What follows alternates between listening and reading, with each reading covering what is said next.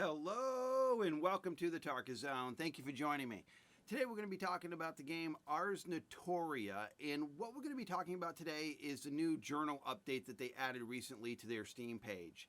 And you can find this game by just typing it in the search on Steam and then clicking onto this box here. Now with me, this is a little small print on a big large TV, and it'd be easier for me to bring over the Internet Explorer. You can find this through a URL. You can do Steam through URLs on Internet Explorer, and I can just read it easier. I think we all will be able to read it easier.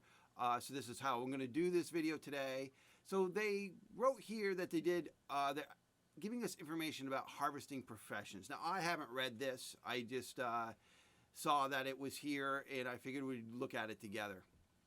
We're working hard to prepare everything from the closed testing of the game, and we have recently made some improvements to the building and crafting systems that we wanted to share with you. There are a total of 9 harvesting and 9 crafting professions in the game. Harvesting professions focus on collecting various types of resources, such as wood, stone, and iron, and then processing them into more advanced materials like lumber, stone blocks, and iron ingots. Crafting professions allow using these materials to create new items and equipment. And in one previous development log, we covered crafting professions in more detail. Here is the link, so you could go to this to read that. Well, this is number 7. That was a while ago. Number 4. I don't know if it was a while ago. I don't know how Johnny on the spot they are with these devlog updates, but we're on number 7 now. Previous harvesting professions were much more simplified than crafting ones.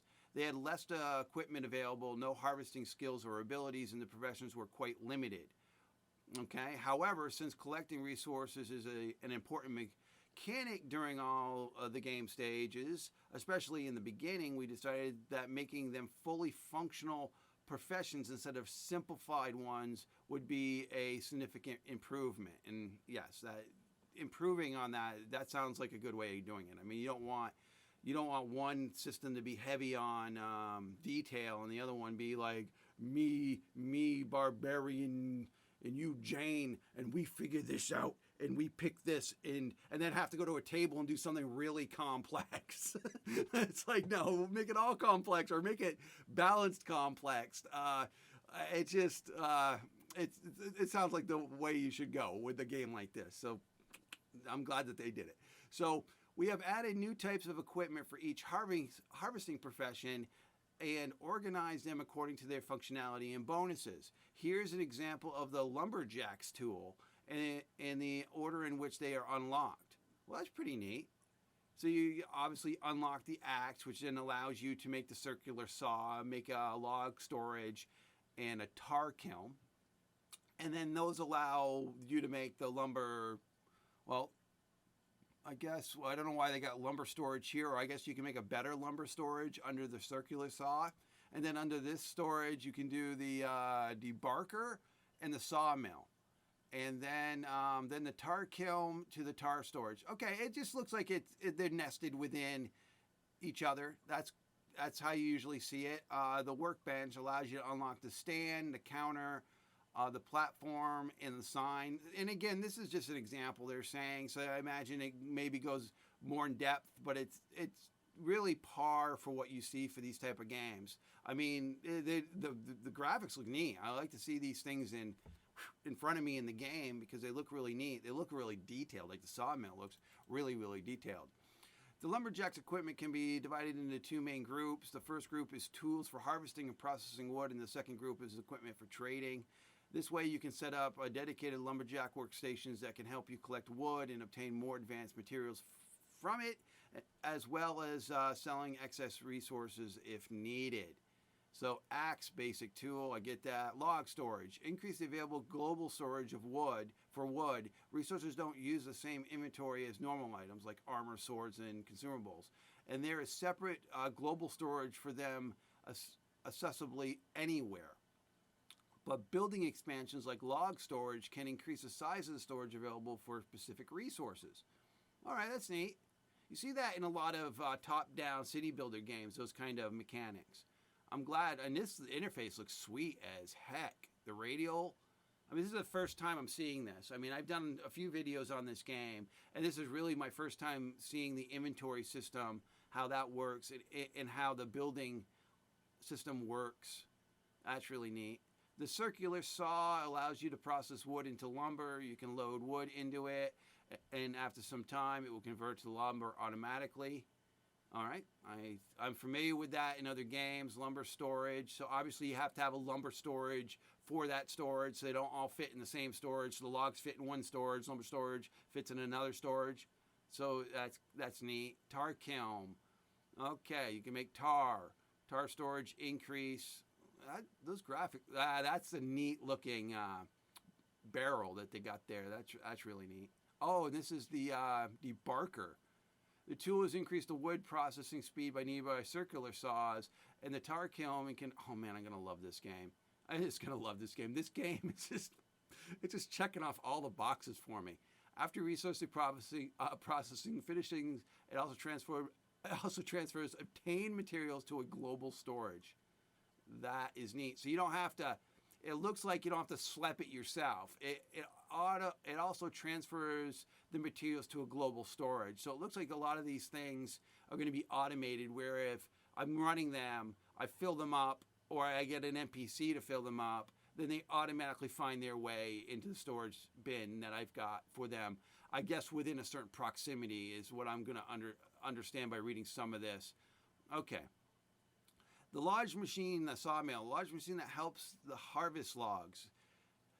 Okay, the number of logs in range. So it all depends on the number of trees within its range. Okay, it will regularly provide you with extra wood and logs. So this is another automated system that you see in city builder games, top-down city builder games. You're going to put this down, and it's basically going to auto-consume the logs around it, is what I read from this. It depends on the number of trees in its range, and it regularly provides you with extra logs. Okay. Workbench allows assigned workers to collect wood for you. Their harvesting speed depends on the tools they are equipped. Allowing workers to collect, oh, okay, nice. Better quality axes allow collecting of more wood, and their skill level. All right, that looks, I mean, there's obviously a skill grinding component, a progression component in skills that are going to improve what you can do overall. And then you've got workbenches and counters and stands and platforms and signs that you can do. A place where you can assign a worker to sell excess wood, lumber, and tar for you. And so you're going to have your own counters so that you can sell stuff to either probably other players or to the NPC community. If they did this well enough, then the world has NPCs in it that will show up to your counter and just, as an RNG kind of thing, buy stuff from you. That would be really neat. Platform storage, where you can put materials for selling, or specifically a threshold for each resource, after which it will be put on sale automatically. Oh, wow. So what you do is you store items that you want to eventually sell, and it looks like, and then you got the stand allows displaying resources for sale and increase for, oh man, this is so cool. So you can just sell stuff in the game using these, provides various bonuses for selling resources. So you just run your own little shop in the game. That is really, really cool. That is cool. And again, anyone can come here and read this. I'm just kind of just going over it now, cherry picking the reading. You can come to this website, go to their Steam, read it for yourself if that's what you want. I'm just trying to share my thoughts around this update, and it's spot on. I am liking everything about it. Most of the Lumberjack tools aim to increase the efficiency of collecting wood and automation of the process, but it's also important to make sure that manual resource harvesting doesn't become devalued and less relevant. There are certain mechanics to prevent this. Only basic crafting resources can be obtained this way. 81 resources in total divided between 9 harvesting professions. Unique resources, 142 resources in total, still need to be collected by the character manually.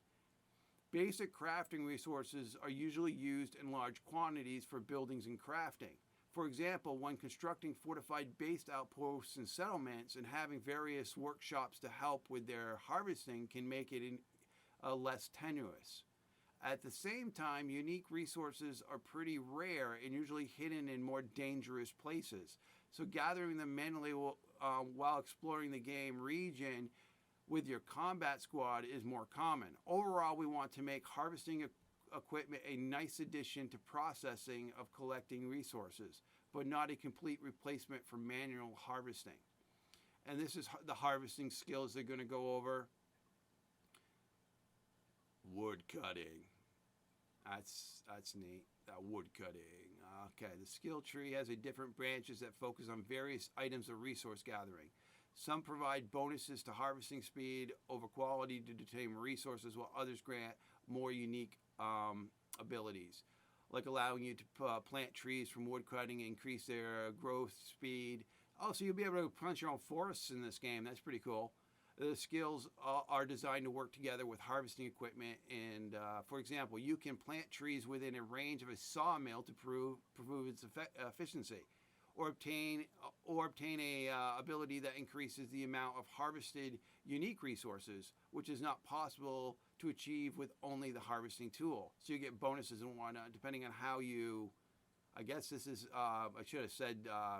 This is only crafting professionals that get tree skills and felt the harvesting professionals. So we decided to implement a harvesting skill as well. Here's an example of the woodcutting skill. Okay, so it's a skill tree that you pick as your skill gets up. You pick which ones you want. And I imagine if your skill gets high enough, you'll be able to just pick them all eventually. Unless they cap you on how many. I imagine not for harvesting. I mean, if you go out there and bust your butt harvesting, and you want to check off all these boxes with 4,000 or 5,000 hours of play, then you should be able to do it so that everything is bonus to you. But this looks great. This looks amazing. I like to see this type of update. The game, if you've been following my channel, the game is going to go into a demo mode where you'll be able to play the basic game. And I don't know when that's going to be. I think it's going to be very soon. But this is the information I wanted to share with you today. It's the number 7 journal log. I hope I didn't confuse you too much by reading either too slow, too fast, or just cherry picking lines. I just pretty much wanted to share with you my thoughts of this as I read it for the first time. All right, well, thank you for joining me. This has been the Tarkus Zone.